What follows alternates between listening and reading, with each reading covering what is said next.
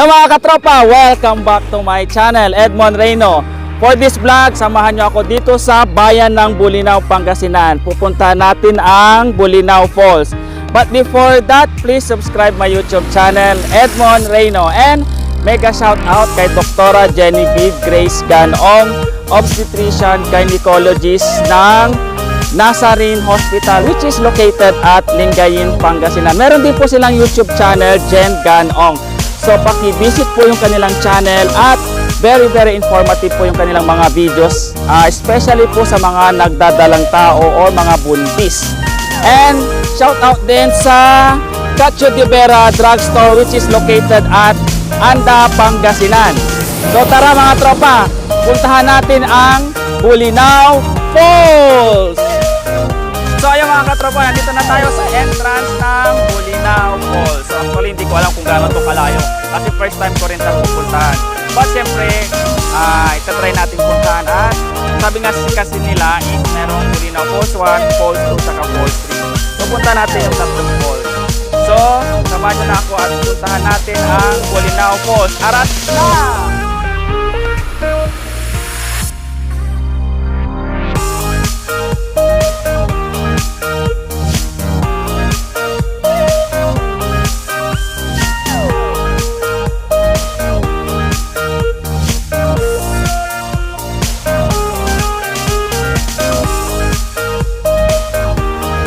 So yung mga katropa, nandito tayo ngayon sa entrance ng Bolinao Falls. So make it sure po bago kayo pumunta dito, kailangan nila ng medical certificate po. So paki-prepare na lang din yon kasi sa LGU Bolinao po, nire-required pa rin nila yung health certificate. Kung meron naman kayong swab test, okay din po. So ayun, so pupunta natin yung Bolinao Falls 1, Falls 2, and Falls 3. So mga tropa, tara na at puntahan ang Bolinao Falls 1 muna. So let's go.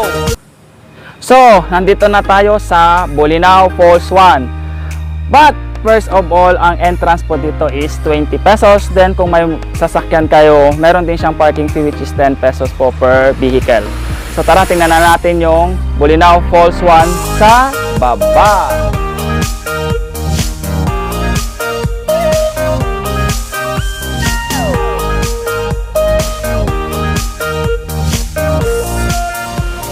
Yun mga katropa, we are here at Bolinao Falls 1. So nakikita po natin, napakalinaw ng tubig. So Bolinao Falls 1 pa lang yan mga katropa. How much more sa Bolinao Falls 2 and Falls 3. But before that, meron din po dito available na life jacket kung gusto nating maligo. And kung wala tayong dalang pagkain, pwede tayong magpaluto. Pagpasok pa lang doon sa entrance ng Bolinao Falls, sasabihin na natin kung ano mga gusto nating lutuin. Or meron din sila available na pwede nilang lutuin at ihatid dito kung saan man tayo location na roon. Pwede sa Falls 1, Falls 2, and Falls 3.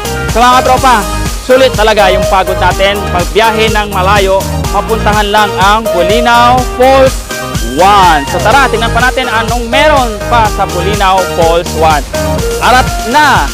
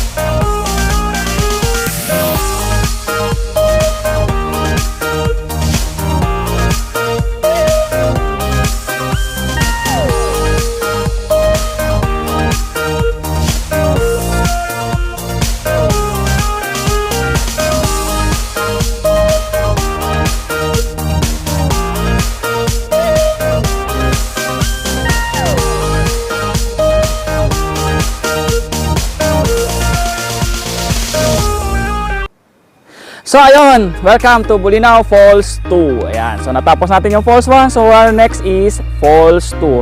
So mga tropa, tignan natin kung anong meron sa Bolinao Falls 2. Let's go!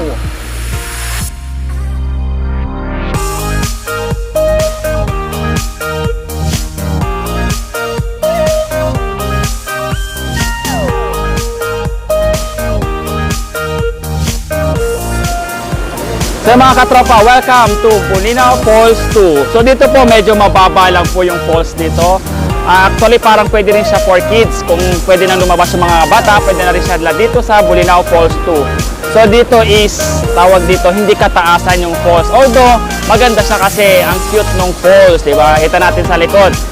Medyo maliit at mababa siya. Pero siyempre, malinaw pa rin yung tubig. So walang pinagkaiba sa Bulinaw Falls 1 kung titingnan natin sa linaw ng tubig. At sobrang napakalinis. So tingnan natin kung ano pang meron sa Bulinaw Falls 2.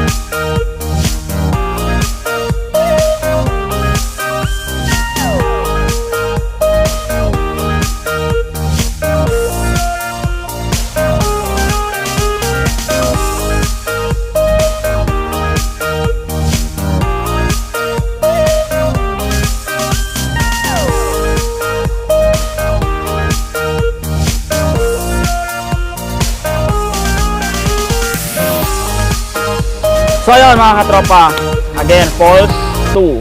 So dito, pag napagod, mayroong available na cottage. Pag kasama pamilya, barkada. Ayan. So maganda po yung cottage ito, nakikita po natin sa likod ko. It's made of bamboo at saka may yero. So nakikita ko kasi dito, 300 per cottage. So probably for the whole day na lang ito, or for the whole day siya, yung rent na 300. So ayun, and malapit lang siya sa Falls 2. So ilang akbang lang falls na. So maganda dito rin, mayroong mga naliligo at hindi siya gaano kalaliman. But siyempre pwede na rin siyang paliguan. So yun ang Bulinaw Falls 2.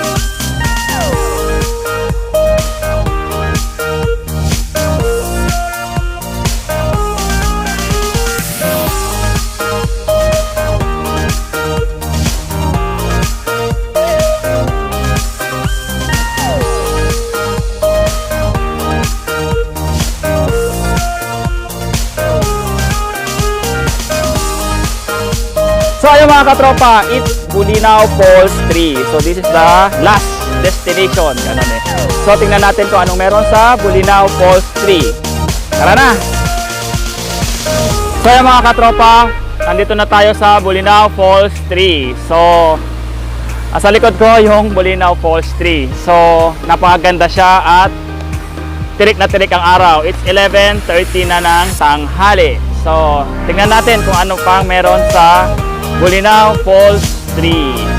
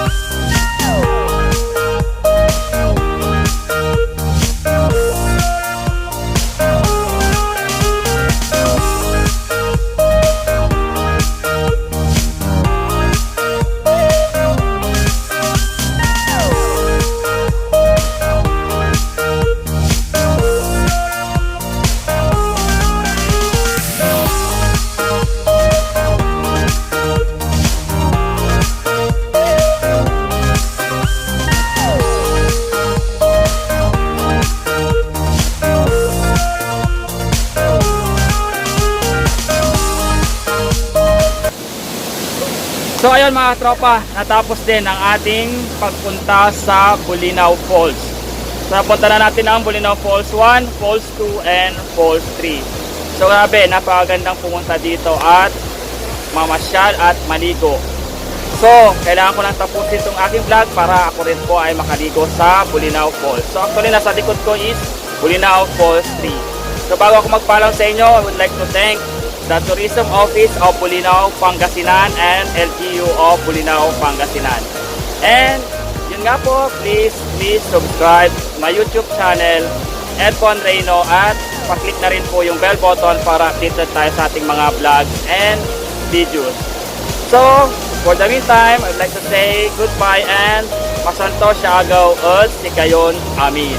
Bye!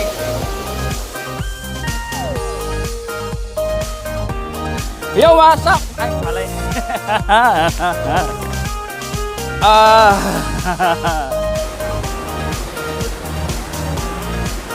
So yung mga katropa, welcome back to welcome back tuloy.